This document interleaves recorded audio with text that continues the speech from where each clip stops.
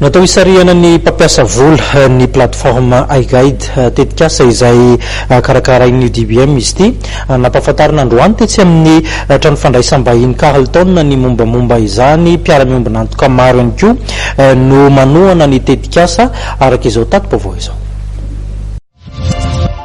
Fitaovana maro no ampiasain'ny Economic Development Board of Madagascar na ny UDBM hisariana fampiasam-bola eto Madagasikara na dia efa misy aza ny tranokalan'ny UDBM dia hanampy ireo izay liana amin'ny fampiasana vola eto Madagasikara ny iGuide izay nampahafantarina androany teny amin'ny trano fandraisam-bahiny Carlton. Io zany projet ana promotion ny investissement Madagascar ny sollicité zany zay sollicité investisseur zany zay tonga aty amintsika aty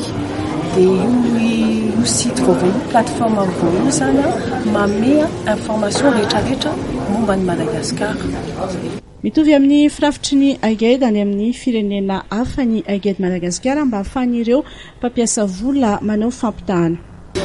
Ny DBM manokana aloha zany ny piasan'ny DBM dia mampifandray an'ireo mpampiasa vola vahiny izay mitady fiaramiasa amin'ny mpampiasa vola malagasy fa itsakilany ihany koa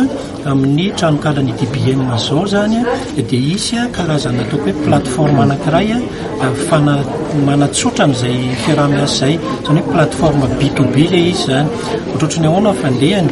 ny fandehany zany dia hoe ny société anankiray na ny orinasa anankiray na vahiny na malagasy dia misoratra ao anatiny eo manome ny profilna ny rehetrarehetra zany ary mampiseho koa inona ny zavatra tadiaviny.